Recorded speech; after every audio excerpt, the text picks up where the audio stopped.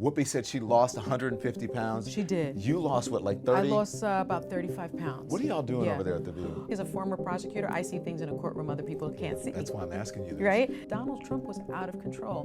What does Donald Trump have? Insults? I don't even think he's a billionaire, but I think basically you put him in jail. Listen, our democracy is at stake, and here's why.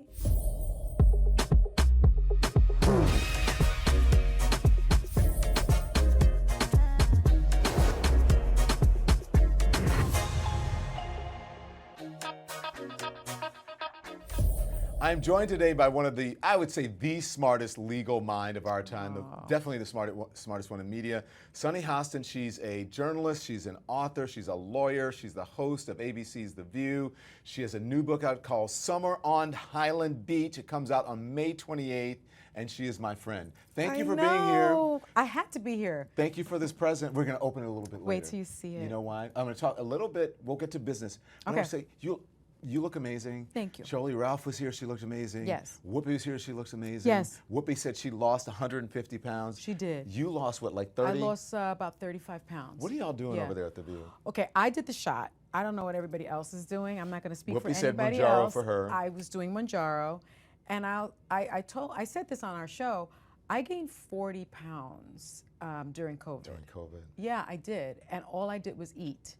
And because we were only dressed from the top up, no one knew. And I came back a much larger person. My wardrobe didn't fit, and I'm over 50, and I was doing all the things, intermittent fasting, and I got that from you, eat after 12. I lost with intermittent fasting. I did the intermittent fasting, it worked a little bit, and then I heard about the shot. And I was just like, I'm like perimenopausal, I'm over 50, I've had 2 children, I am not gonna lose 40 pounds. Like, I could work out as much as I wanted. Yeah. And within 6 months, it was gone. and I think for me, what's so great is, like, I'm not a big eater. Like, I eat to live, I don't live to eat. My husband says I don't like food, but I don't like a lot of food. So I didn't have to change eating patterns or anything like that. I do Pilates, as you know, I play tennis. Okay, pre-Ozempic though, yeah. You were thin. Right? You're not as thin as you are, because remember we were at the Tyler Perry thing and I said, Sunny, you're not going to eat. You said, no, I'm drinking. Yeah. Because you didn't mix. Well, why should I? I mean, I'm drinking my calories. Right, that's what you said. And I was like, I was drinking my calories. That's smart. Yeah, I'm not going to eat a whole bunch and then drink on top of it. That's not smart. But I grew up as a dancer, and so that's sort of what I do. Yeah. But the 40 pounds, I shocked myself. Actually, I'm so glad that you are being candid about this, and always, because I don't think there's any shame in it, and I think science improves over time. Yes, and people starve themselves, and they don't lose weight. They don't lose weight, especially a woman of a certain age. Quite frankly, like in my 20s, I would have lost that weight immediately. I think even in my 30s, post 40. You gain 10 pounds a decade. And so it was just very hard for me. And I will say this, like, for me, the physical is connected to the mental. And when I feel good about myself, I am mentally just more focused, I'm clear, I'm happy. And we have so much depression in this country, and if like that makes you feel better, I don't think you should be shamed for it. And I don't really think people should be asking so many questions about, like, the Kelly Clarkson thing. Like, they were upset with her when she was a big girl, and now they're upset with her that she lost weight. I missed that She's lost a lot of weight, and she's like, I'm on the shot, and people are like coming after her, and I'm like, are you serious? Well, that's her business. Like, it's same thing with Oprah. Business. They were like, let Oprah live. Let Oprah live. She looks Kelly good, live. and she looks and great. they're happy, and they're actually healthier because people are obese, and you've got all the heart, high cholesterol and possibility of stroke and heart disease. I say, if you need the shot. Pains. Yeah, but you know what you mentioned during COVID, because I look back, my face was huge. We were huge. Everyone was. And I remember the first time I had to wear a suit when we went back in the studio, I was like, oh shit. That's what happened to me. Damn, I was horrified. I'm fat as fuck. I mean, how much jambalaya did you eat? And gumbo and Tim's cooking, Cake, right? And my cooking, because he ain't cook. Oh. Cake, all day. Cookies, and where I was baking for the neighbors or whatever, and then all of a sudden, boom. Yeah. Just but I did happened. that intermittent fasting. That worked for you. But you know what I did though? Also, men with muscle, right? Different. Lose weight faster. And then instead of getting in black cars or taxis, you walked. I walked. I walk 3 miles a day. Because I'm not on the shot anymore, and people are asking me like, well, but why are you the same weight? Why are you the same weight? Because I haven't really changed my habits. I walk 3 miles a day. I do Pilates. I play tennis. I was roller skating in my house, broke my wrist, but I was roller skating in my house. I know. Yeah. It was stupid. So now it's maintenance. It's just, I'm just doing what I've always done. And guess what? If you start to come back, just get back on the shot. I'm telling you, there's no shame in it. I sure would. So we're going to talk about the book, and we're going to talk more about our friendship and life and everything. But I want to start with some breaking news because you were in the courtroom, okay? Yes. But we're going to talk about that after Donald Trump and Michael Cohen. Okay. The breaking news, though, today is about the presidential debate. Yes. Joe Biden and Donald Trump have agreed to two, ABC and CNN. Yeah. I don't know if the ABC one was without an audience, right? But CNN's is without an audience. But first, what do you tell me? What are your thoughts on the debate? Look, I think if you look at the statistics, it's clear that debates don't necessarily change people's minds, especially a debate in June, for example. The other debate at ABC in September is closer to early voting. I think that may make more of an impression. But the bottom line is, I do think it's very much a part of our American democracy to see the two top contenders tell us what their policies are or will be. Tell us what they have done or will do. I, as an American citizen, want to hear from the president. And what I love, or the potential new president, what I love about Joe Biden is, Donald Trump can tend to be a bully. And I think bullies respond to force. And I think they respond to being ridiculed and to being challenged. And Joe Biden said, make my day. I love that Joe. I love that tough Joe. I love that sort of punchy Joe. And that's what we saw. And Donald Trump had to debate because Joy Behar's telling me that he's going to cancel the debate. He's going to wiggle his way out of the debate. Trump will. Trump will. Really? I don't think so. I think he's going to show up. Okay. All right. So what do you think Joe Biden's odds are? Because you know what the right does. You know what Donald Trump. He can't talk. He can't speak. Yeah. He's in cognitive decline. None of which I believe, but. Well, we saw the State of the Union address, right? He was just on fire. He stood there for a long time. He gave people what they needed to hear. I think we're going to see the same thing. He's beaten Trump in 2 debates. That is a statistic. He has beaten Trump in 2 debates. Why would he not beat Trump this time? I mean, he's facing a criminal. If I were debating him, I would start every single sentence with, on the other hand, my opponent is either a convicted criminal, because by then in June he'll be either a convicted criminal or someone that was acquitted but is facing 3 additional trials. I mean, I would hammer that in all the time. He has 0 credibility. Who is liable for assaulting a woman. Absolutely. Absolutely. Right. My opponent who is responsible for the overturning of Roe v. Wade because of his activist justices that he's placed on the Supreme Court. He has so much to work with. What does Donald Trump have? Insults? Yeah.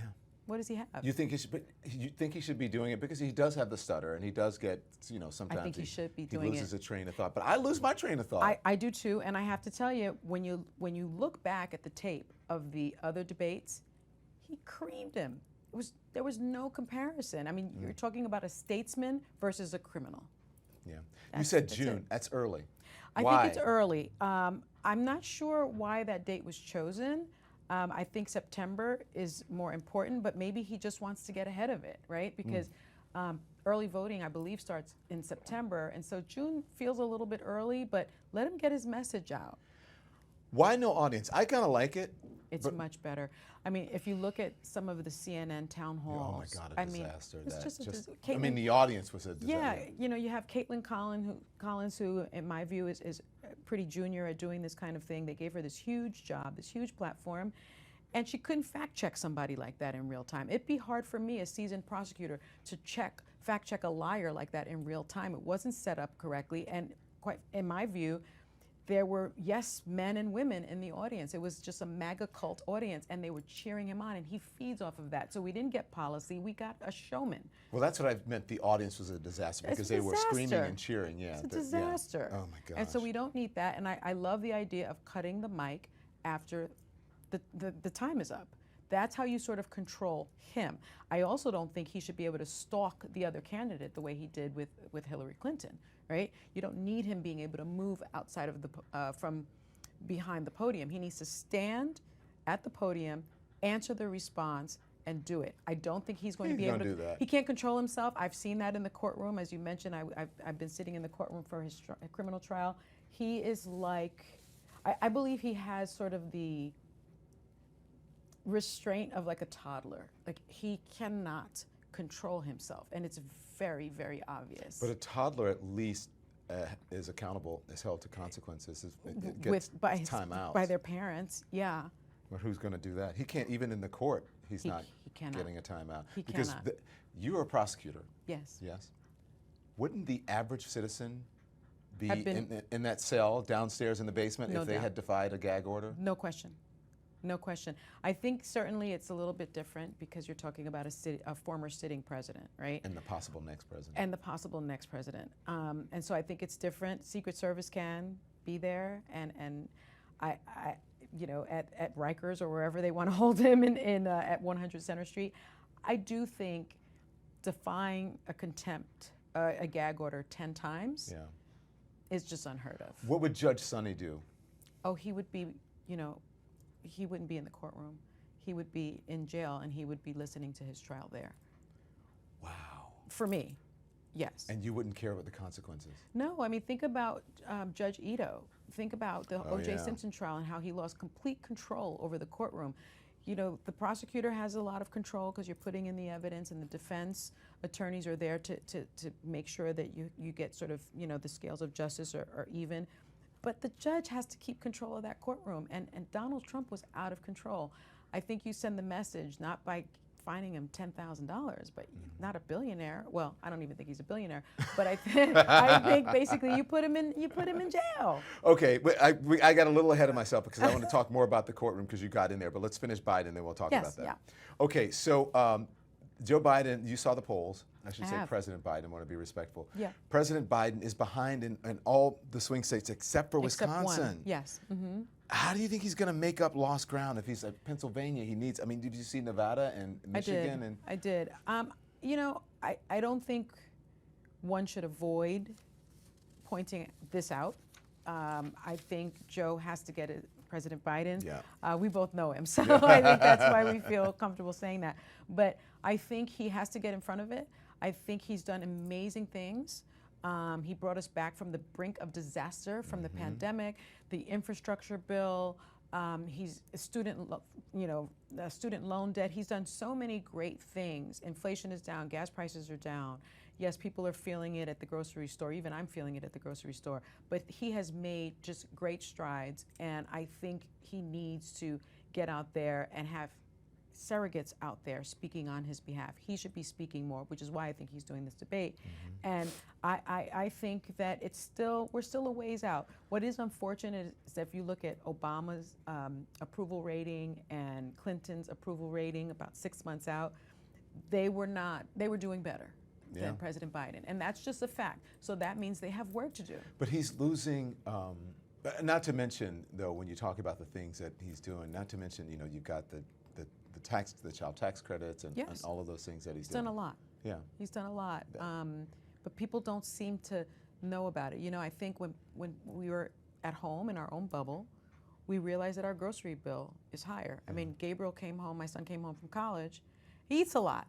My grocery bill it's just doubled, just like that, with an additional person in the house, a big person, you know, 6'1" person, but that eats a lot. But I was surprised when I went to the grocery store. And also, not to mention a really obstructionist Congress and Senate who they don't want to do anything.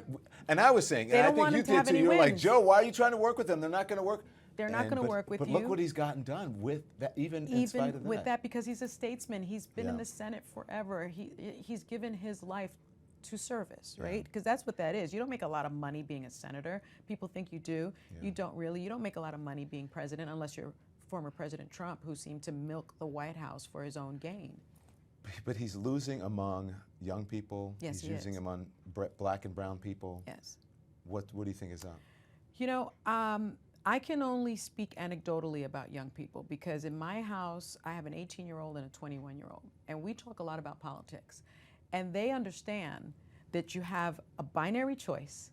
One will likely become a dictator, and this country will not be the country, will not be recognizable.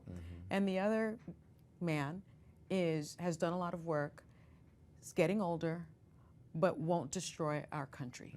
They understand that. I think that the message has to get out to Black and brown folks, to young voters, that it is a binary choice and you can't sit this one out. This is one of those times when everyone needs to be an activist. This is, I think we are on the brink of losing our democracy. The stakes are very high.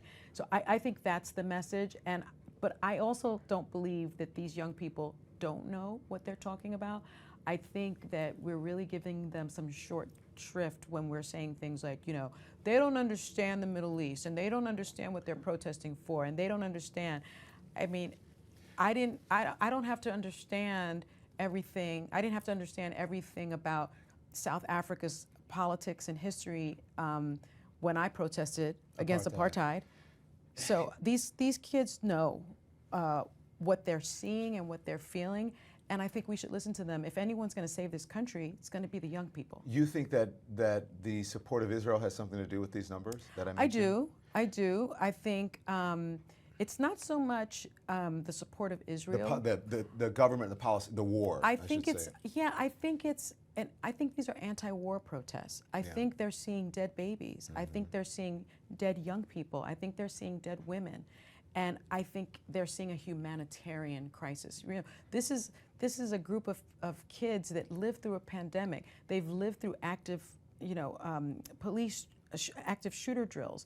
And so when they are protesting and they want their voices heard, to be met with violent police force, can you imagine that? Violent government reaction. The state. Yes, the state. 97% of these protests were non-violent. 97%. Yet what we are seeing is, oh, they're violent. The violence has been coming actually from the government. And so from the police coming in, you think to break it up? Yes, Is that what you mean? yes, that's what the stats are showing now, the latest stats. So I've got to tell you, I think the wrong message is shut up and dribble. Shut up and go to school. Okay. Shut up and graduate. It's the wrong message. Okay, this is how I feel about it. And look, this is a very nuanced conversation. You know you can't win, especially on TV, right? No. But we can go deeper on this thing. Yeah. I believe that you have to figure out how to somehow draw these kids in instead of telling them, yes, you're dumb, you're stupid, you don't know history. It's the same thing as when you the tell a wrong Trump move. supporter Yes. that you're stupid, whatever. That's that ridiculous. makes them hardened, yes, and they dig in their dig in their heels. Yeah. And I was just coming from a sample sale with Joy Behar. Yeah. And we come out of our building. There's and a protest. The construction workers, they're yelling Trump 2024 at us. That's you guys. I want to have a discussion with them. Why?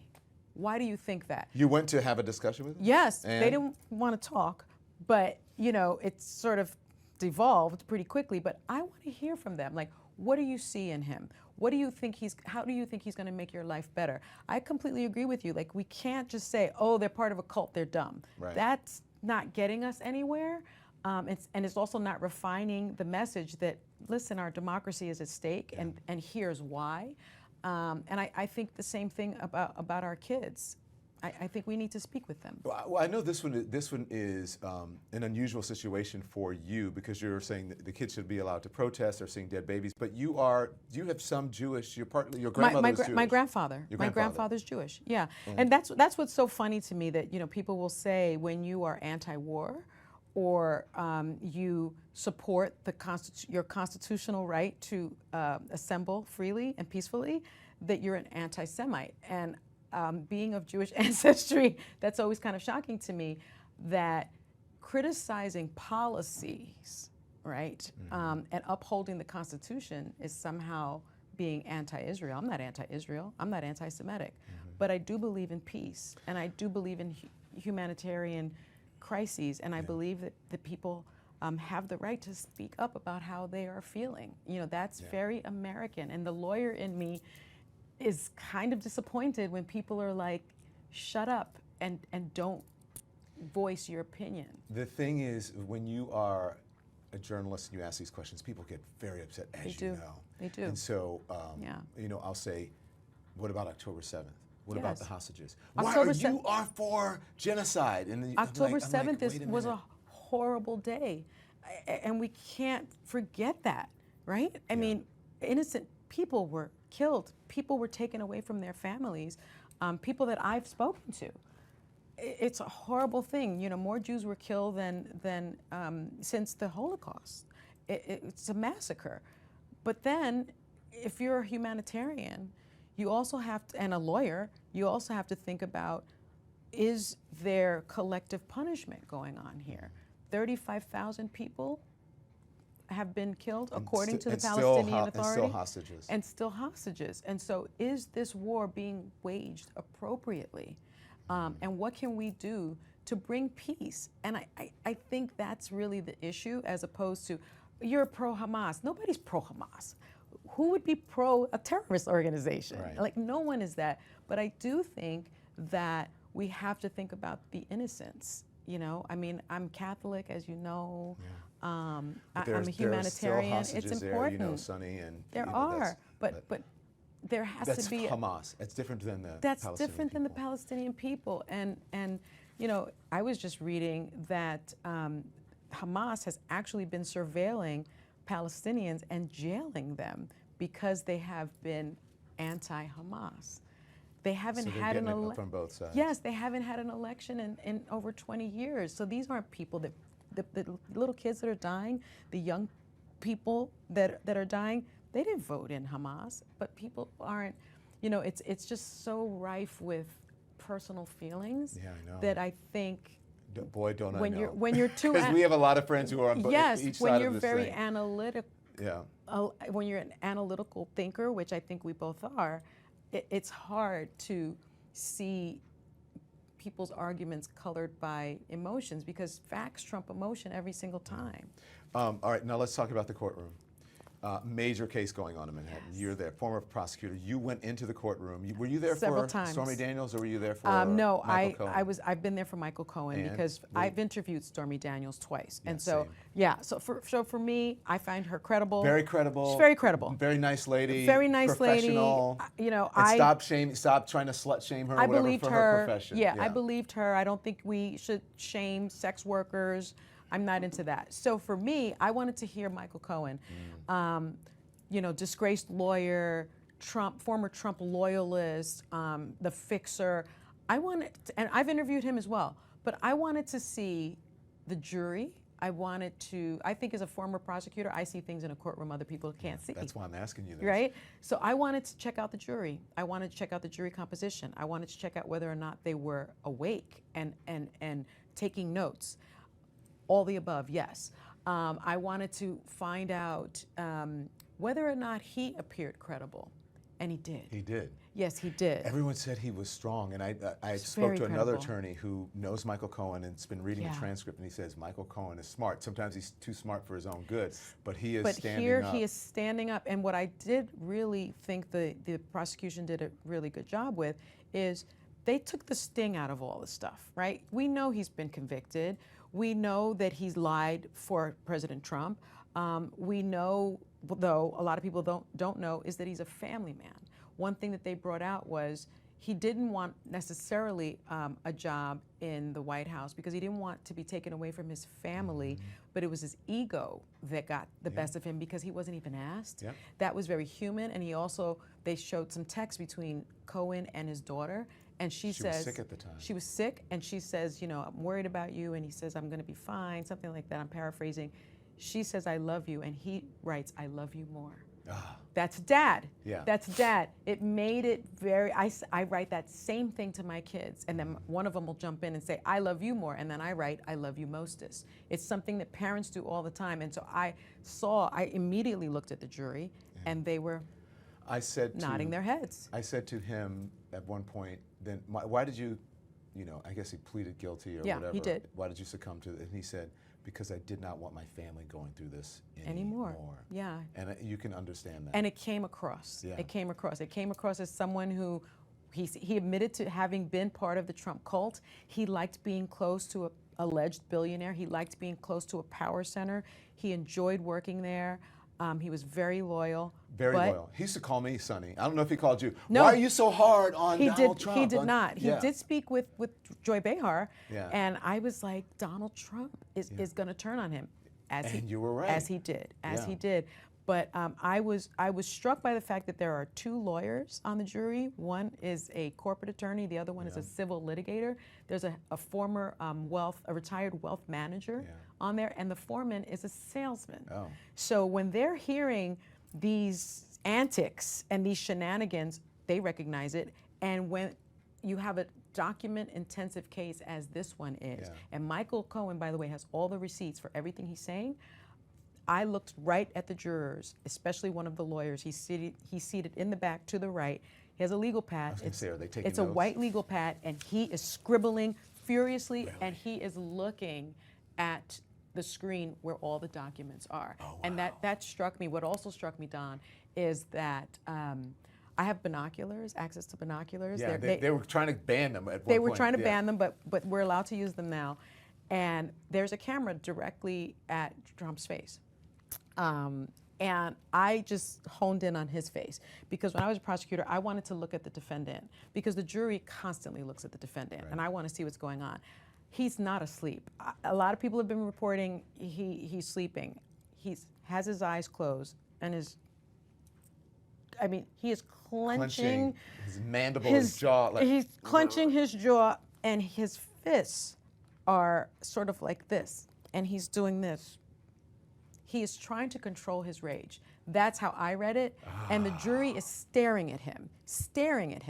And that's why I say I really think that's coming across. You can't just report what's happening without reporting the real emotions. And those are the emotions that are going on in the courtroom. Okay, so there was one point where the judge said he was grunting and whatever, and he said, told Todd Black, you got to control your. You got to control because and he wasn't grunting when I was there, but he was doing this thing. Okay, so do you think have you seen the research that shows that most people are not, I should say many people, probably most, are not paying attention to what's going on? I've seen that research. I think the media isn't doing the best job at some of the reporting, but I will say this, if you look at other research, 71% of Americans have said if he is convicted, he should go to jail. Over 50% of Americans he can still run if he goes to jail. He can still run, but 50% of Americans are saying, I think it's about 54% of moderates, independents, if he is convicted, they will not vote for him. Okay. That makes it matter. Okay, but do you think that not having cameras in the courtroom affects that number? No, I don't. You don't? Not with the Shouldn't conviction. They see the? I wish they did. That's a New York policy, and some judges in other jurisdictions have allowed cameras in the courtroom, like the O.J. Simpson trial, like Trayvon Martin. There were some cameras in the courtroom when we were there, I believe. But I have to tell you, it's a pretty strong case. I do wish there were cameras in the courtroom. I testified in front of Congress about the need for cameras in the courtroom. I know. And it's unfortunate. But a conviction will matter. You know what a verdict will do. We were both around for O.J. and we were both there for the Trayvon Martin. We were. Oh, that was so shocking. It was shocking. And then Mark, what's his name, came on. Mark Furman. No, Mark Furman in that case, but in the Mark who represented Zimmerman. Oh, yes. Oh, gosh. Anyway, Mark. I'm having a senior moment. Yeah, I am too. We know him though. But he came on and he explained why he thought it happened. So do you think the prosecution is making its case?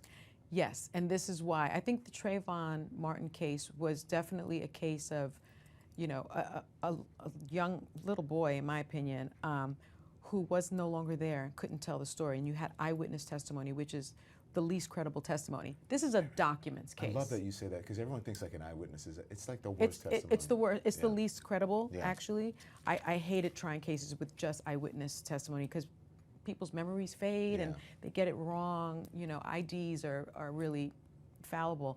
But I will say that this is a documents case. It's a documents case, and the facts are the facts. The receipts. And Michael Cohen actually kept a voicemail. And Trump's voice was played to the courtroom, and he's talking about $150,000. Yeah.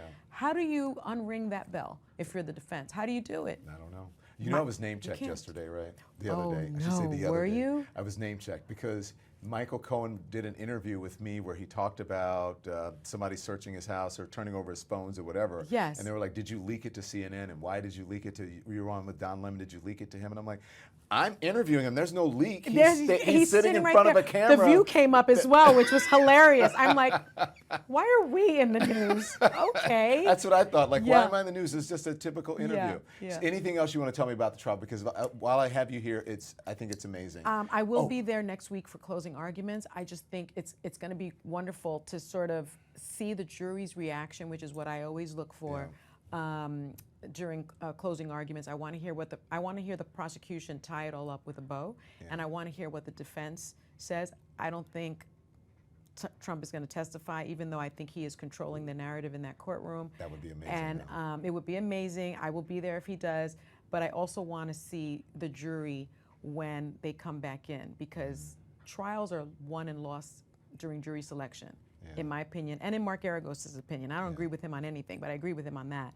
And I want to see if they look at the defendant. Generally, if they don't look at the defendant, they're going to convict. And generally, it depends on the amount of time that they're out, whether or not it inures to the benefit of the prosecution or the defense. So I'm going to be there for that part. It's very insight Can you text baseball. inside the courtroom? If you're in the overflow room, yes. If you have your laptop in the regular courtroom, yes. I will text you. Okay, I'm going to be texting you. Sonny, tell me, what's up?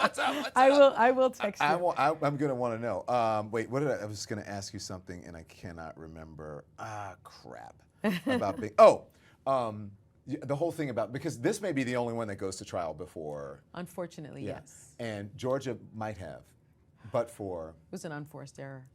Okay, you know where I'm going, don't you? It's an unforced error. I know, and look, it's hard for women, it's especially hard for black women. They're like, it's none of her business. I had Tiffany Cross on, and Tiff is like, I don't care. You got a man who tried to overturn an election. She's not on trial. He's on trial. Unforced error. Okay. And And Angela was like, Angela was really good. Angela Rye, she said, if she had to make that decision all over again, I bet she'd make a different decision. That's how I feel. Okay, go on. I think she would have made a different decision. I think the stakes are way too high for you to have an affair with someone that reports to you. It's just, it has the appearance of impropriety, even if there was none. And as a prosecutor, you represent the people of your state, or you represent, as I did, the people of the United States. You've got the highest stake trial of your career. Why? You know, Black Twitter's going to be mad at you if you. I'm sorry. It was an unforced error. Unforced error. Yeah, it was. Yeah. Thank you for being so candid about that. And the other cases, they may go, you got the immunity case. Yeah. And everything else, I kind of think, hinges on the immunity case, which will be decided in July, right? This court surprised me so much with the Dobbs decision. Oh my gosh, yeah. That I'm out of the game of trying to guess what the Supreme Court is going to do, unfortunately. And I'm a member of the Supreme Court bar. I've never seen anything like this before. Yeah. So they would have to twist themselves up into pretzels to find him immune from any prosecution of a crime. Yeah. But they've twisted themselves up into pretzels before now. So I'm just not sure. Can I open my present now? Open up your present. Okay, I'm gonna open my present. Yes. I have this, by the way. I've got, this is the first, right? That was my first book. This is the first book that memoir. Sunny and I, and do you remember I did the talk back? This was during did. COVID. You did. Yeah, and we had to do it all on Zoom. We did it on Zoom, crazy. and you've always been so gracious. And then you hosted my book party for Sag Harbor at your home. You know. I know. You know. I'm loyal. You are. My friends are my friends, and I know you are as well. I'm loyal down to the ground. And so there was summer on SAG. Summer on SAG. Some are on Oak Bluffs. Some are on the Bluffs. Some are on SAG. But we both are in SAG. Yes. And so, SAG has a rich black history it's for black wonderful. folks. Okay, and then you have. Now this is Summer on Highland Beach. Summer on the Bluffs was last. Wait, that was summer the first before. One. That was summer before. And the reason I write these books is because people have heard of HBCUs, right? Yeah. They haven't heard of HBCCs, which historically black, historically black beach communities. It's a federal designation. And so I only write about HBCCs.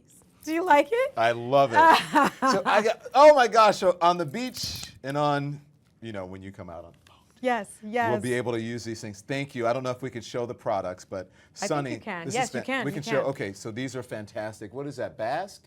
Yes.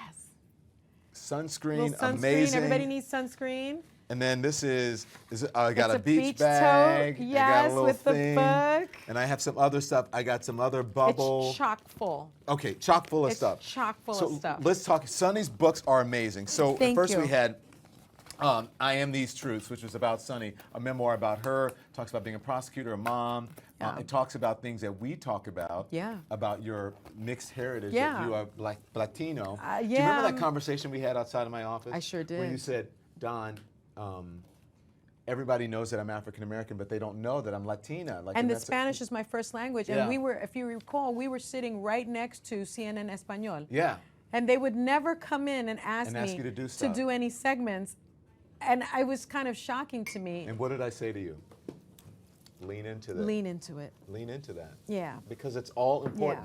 Yeah. It is important, and I will tell you Representation is important. It's so nice that I have Afro-Latinas coming up to me now, Yeah. and they're like, "You're wearing your hair naturally, you know, you speak for us. Thank you so much." And it's been really a blessing to be received in this way. So tell me about this. This is my favorite right now. Wait a minute. I know. Have you okay? I know. I'll let you talk about this, but I'm not giving up on SAG. I Go know. on. It's my favorite right now because it is the oldest historically black beach community in the country, and it was actually the summer home of Frederick Douglass, one of, I think, our greatest orators, right?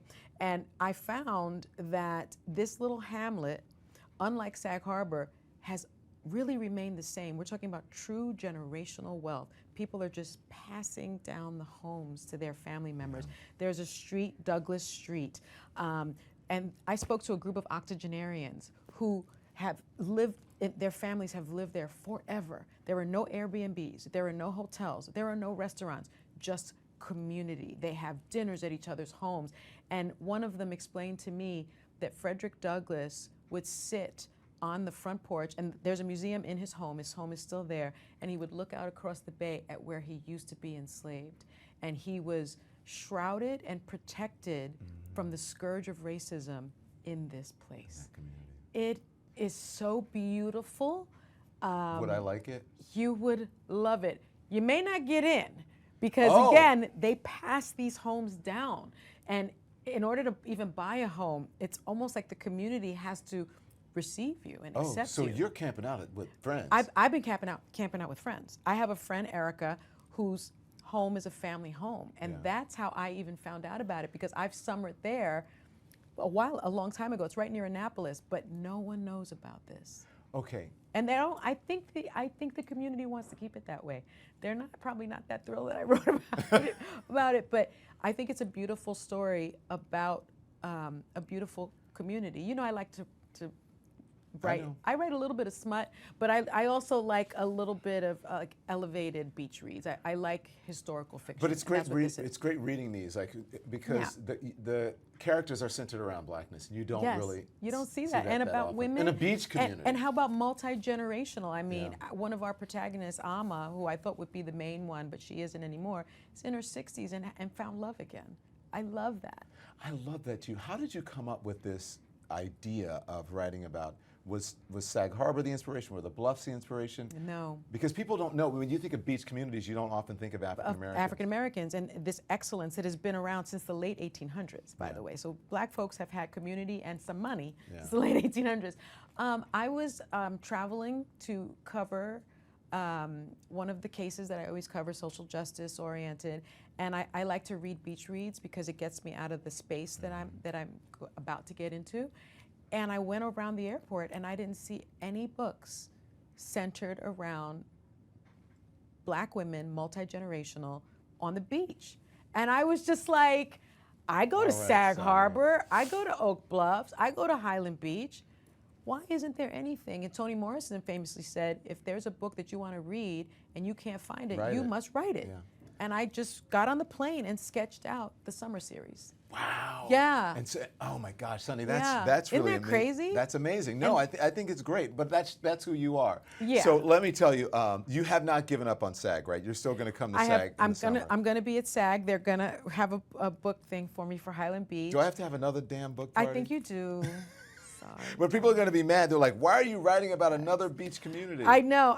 You know, but I've gotten. I mean, the first two were 2 New York Times bestsellers, and I have such a wonderful readership at this point. We've pre-sold a bunch of books, and people are so excited about it. So, so I think Sunny has only been jealous of me one time in her life, and that is because we were about going to SAG in the summer, and Sunny had been going for years. Yes. But she'd been waiting for the right house, waiting. I said, and then got finally one. I went, and I was renting, and I said, okay, I'm going to buy a house. I'm just going to buy one. Yes. And I'm not going to wait. And I'm still waiting for still that same house. So finally, the house that I bought, Sunny comes. I said, Sunny, you got to come over and see the house. I have a house. You're going to like it. I'm going to renovate it. I said, but come over now. Gosh. And then it's Sunny so showed up. Well, how many? 18 people. I travel with a posse.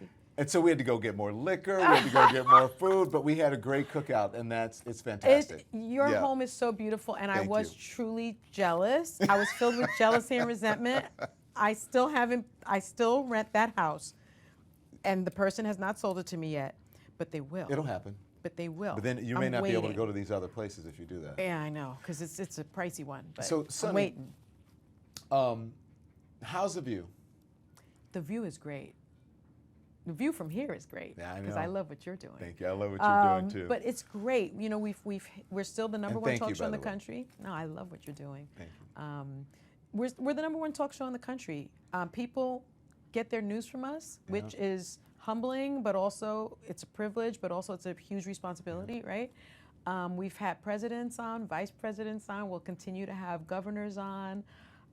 We have movie stars on. It's this perfect little mix of pop culture and politics, and I feel so privileged. This is my 8th year, right? Wow. Yeah, I remember when you were just filling in. And filling in and auditioning. You were right there with me when I was auditioning. You were rooting I was like, me on. lean into it, go for it. Our offices were right across from each other. Because it's different when you're on like a news channel. You've got to do like news. You got to be news. And I was like, lean into it, relax into it. You taught me that because I was very much the legal reporter. Yeah. And you said, no. Yeah, and straight hair. I had the straight hair. And you knew me because we would argue off camera. And you were like, do that on the show. Yeah. But I think people were like, Don and Sunny are arguing on CNN. We would argue on camera, and people thought we like hated each other and we were mad. It was never the case. No. And that's how people should be doing things. And that's what we do on The View, which is what's so great. Like, most of us don't really agree on many things. Yeah. I think Joy and I do very often, but we're respectful. We agree to disagree and not be disagreeable. And it's a perfect group with right now, I think. I think it's probably one of the best tables. This is a really good cast, as they say, a really good group of co-hosts. And we like each other. Yeah, and that's important. You had, I had Whoopi sitting in that chair not just a couple of days ago, and she was fantastic. And her book is amazing. I And learned from a lot her about book. her. I did too, and we both knew her. And I sit across from her every day. I've sat across from her every day for 8 years. I've been to her home. My kids have been to her home. I've spoken to her at length. And to learn those things, because she's actually a very private person. She was very vulnerable in that book. What I love about the show is that you have OGs, right? You have people who have life experience, who can really carry a show. You know, you've got to have something. You've got to have lived in order to really carry a show for people to feel you. But then you have the young people who are there, who bring you. Who are figuring it out. Yeah. I mean, poor Alyssa's figuring it out in front of 3 million people, but she's figuring it out, and that's nice. And I think to a certain extent, Sarah's also figuring it out. I'm a little older, so I don't know that I'm figuring it out. No, you're not figuring it out. I'm not figuring it out, but you've become more comfortable, and you share your view a lot more than when you first came on. Yeah, and it's risky. Right? People, I think, worry about their brand a lot. And they worry about getting canceled. Yes. Cancel culture is a real thing. I think I'm on the right side of history. And I'm comfortable with that. And if I get canceled, I got canceled because I was on the right side of history, and I'm okay with that. Who is Sunny Hostin? Sunny Hostin is authentic and true, and a mom, and a wife and a daughter and a friend. Asuncion. Asuncion. Asuncion. That's my name. I knew you were going to say mom. I knew that. Mom. That's my most important gig. Sunny, I'm so proud of you. I'm so glad that you're my hands are friend, that freezing. we've known each other for all these These years and years. And I love seeing you soar. Thank you. You keep soaring. You keep doing what you're doing. Thank and you. you explore more communities and I will. enlighten people. I think I will. The book is called Summer on Highland Beach by the fantastic and lovely and smart and beautiful Sunny Hostin. Make sure that, and watch her on The View, and make sure she's got some other things coming up, but I don't want to jump the gun. Yeah, I have some things coming up. Thank you, Sunny Hostin. Thank you, Don Lemon. Thanks for watching The Don Lemon Show. Make sure you click on the image in the top right to subscribe to my channel and the thumbnail in the bottom right to watch more content from my show. And I'll see you next time.